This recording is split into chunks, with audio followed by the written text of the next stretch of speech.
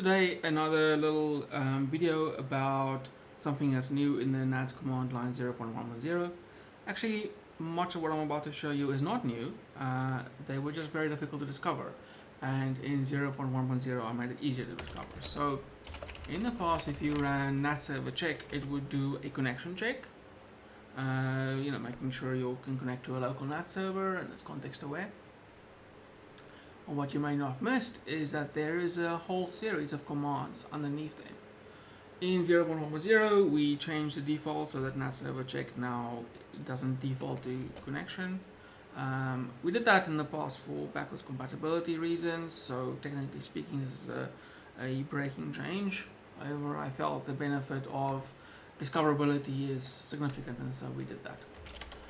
So just a quick little look about these things. I'll just talk about them. What you see there is I do a connection check. The output format there may not look particularly nice for you as a human being, but that's because this is a format called NatGeo's plugin. Old school Unix guys might remember NatGeo's plugins. Many tools support those though.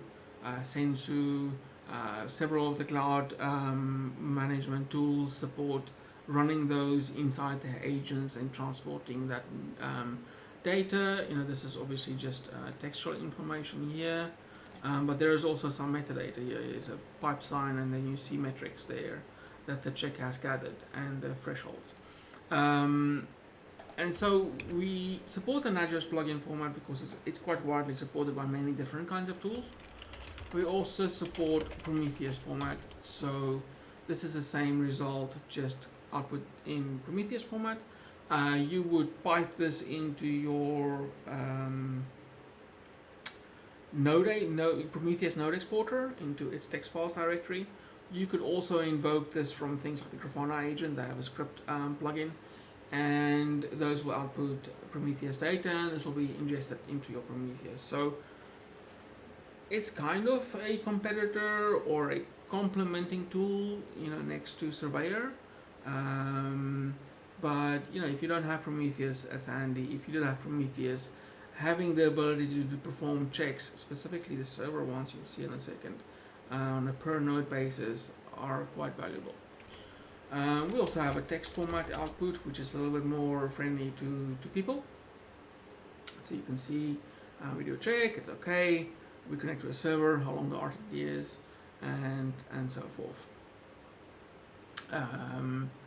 And you have all of the various things. It also does a actual request, like a NATS request. So that is a message that goes out to the network and it counts how long that takes. So you have information about how long it takes for your server to accept the connection, how long the round trip in the connection is, and how long to actually pass messages across the network. This is much more than just connecting. It actually uses that server and tell you how it's performing at that particular point in time.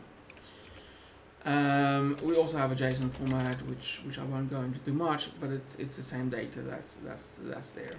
And of course we can add more formats. We haven't had much requests for additional formats, perhaps because these features were quite bad, difficult to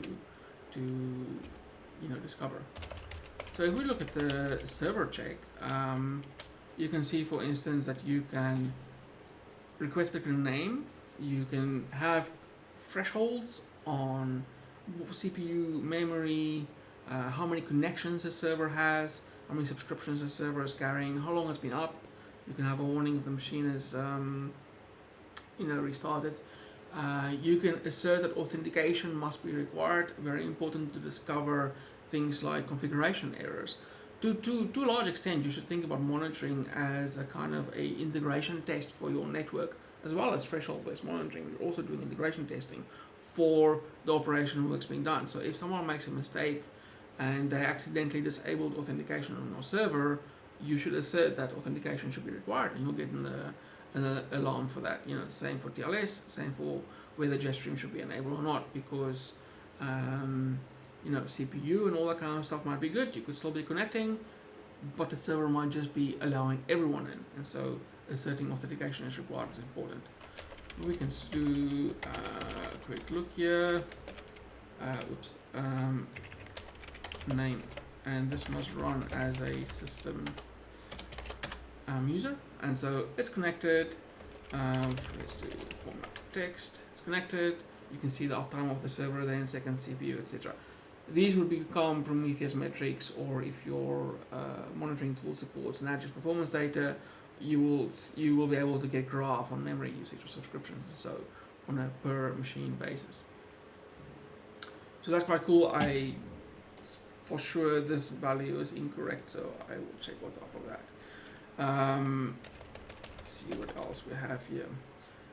If you use this will actually come out in the next version of the command line, but if you use NATS credential files, you can monitor those that they that they haven't expired yet. Check credential, show you, so you can check that they with the file is, and warnings about how long before that credential is expiring. It's not useful to know that the credential has expired, because then you have an outage. So this way you can get a warning maybe a month before the credential expires, and you can have a chance to deal with that within your operational capability. The NSC tool defaults to not setting any expiration on keys, and so you can assert that every key should have an expiry, for instance. That's a requirement for many enterprises to do not have never expiring credentials. Let's have a look at KV. KV will look at a bucket. You can say there should be 50 messages in there, or there should be more than 100 messages in there. Or you can even say that a certain key must exist within the bucket for it to be valid. Simple little thing, but it can be quite useful. We can look at the JetStream meta the meta group. So if I did NATS server report JetStream, what you will see is the meta group information. This is the servers that makes part of your JetStream information, of your JetStream deployment. How many servers you have, how many clusters you have, is there a leader or not. This is the group that's responsible for placing new streams and a bunch of coordination activities. Being aware of the state of the meta group is extremely important. Meta cluster is extremely important, and so we have a check that focuses on that.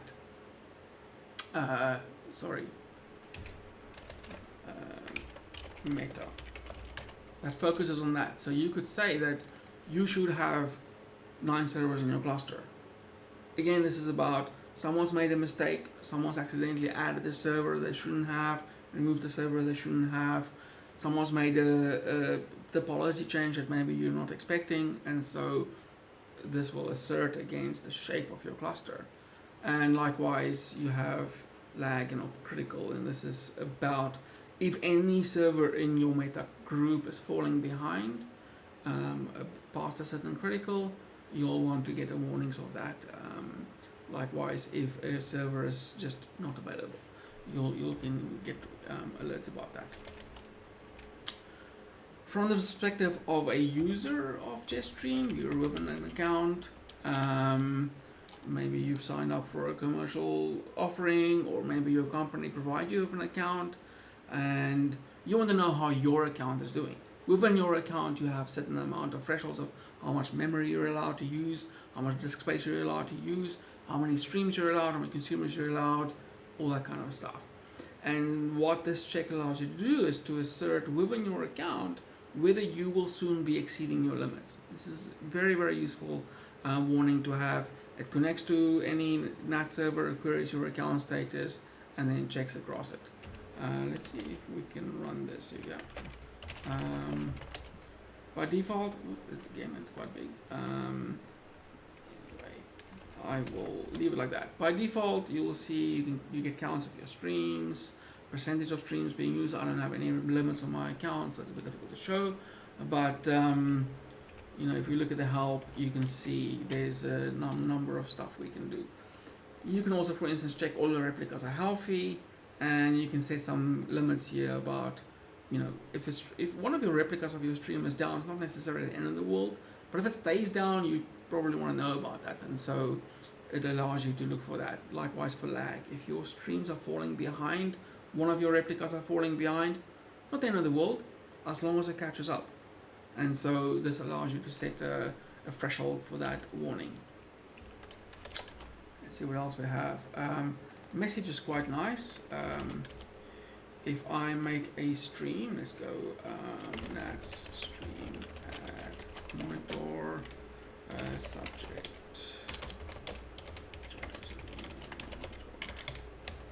And defaults. Actually, this is a nice new feature in the command line as well. Previously, you've had to, either just press enter many times to accept all the defaults. If you know what you want, it's can be quite annoying. Or you'd have to pass many flags on the command line, and as we add features, you would have to keep adding flags onto your scripts. You would lose interactivity. And so what this does is it fills in the defaults. So if I just run this, no prompting, nothing, the thing is filled in. I've given it the key information I wanted, which is which subjects are listening. It assumed the rest is fine, including things like replica 1. You could have said replicas free and defaults. It would have supplied just the replicas, leaving all the rest of defaults. It's really quite nice. So let's put a message in there. Chats, NATS request. JS in monitor.date, and we put in there the Unix seconds. Okay, so NATS stream monitor get one. You'll see.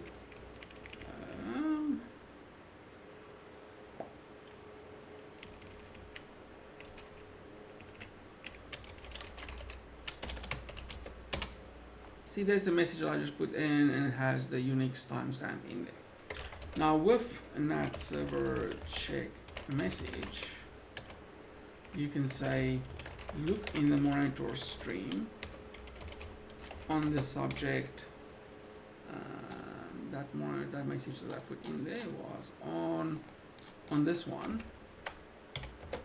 Treat the body as a timestamp and warn if it's more than 10 seconds. And we can see the message is 53 seconds old. If I make that 2 minutes, it's okay because the message is on time.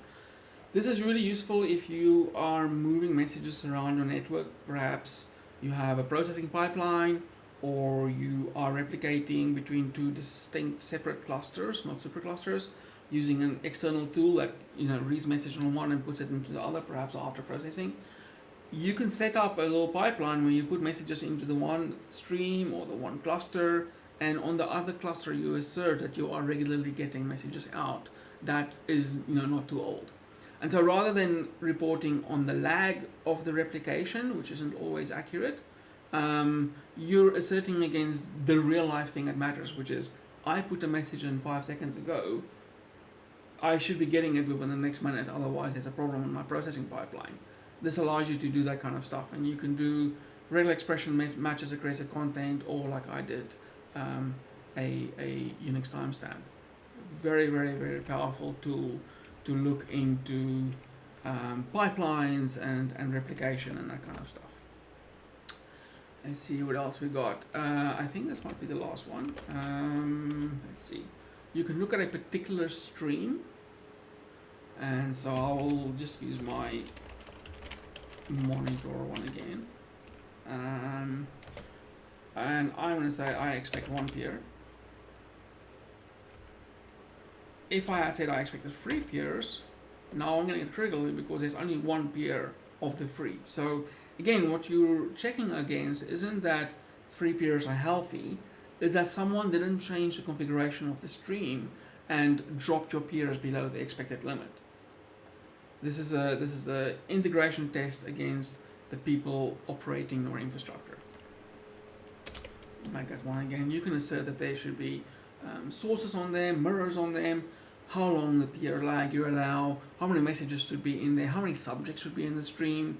If you have devices flowing into your stream and every device is producing data every 5 minutes, and you have about 5,000 devices, assert on the subjects. Count, there should be 5,000 subjects.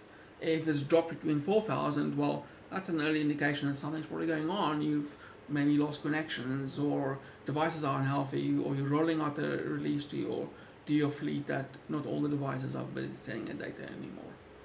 So all these kind of things is general alerting about the shapes of your infrastructure, rather than is it up, is it there, we'll keep it working for you, but is the data going into it the right shape, the right performance, the right amount, etc.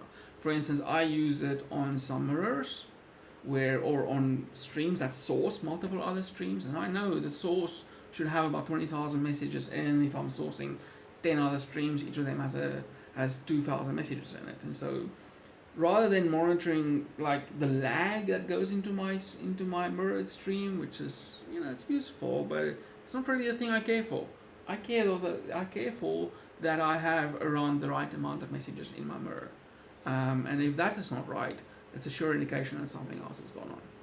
And so that's kind of the purpose of these monitoring tools. That's about it. There's a whole whack of them. Look at them. I'm very happy to add more to this. I'm also very happy to add more output formats and integrate with other monitoring tools if you have. So I'm looking forward to hear from community. Hopefully now that they're more easy to discover, people will have better monitoring infrastructure and we'll get more feedback on these features. Thank you very much.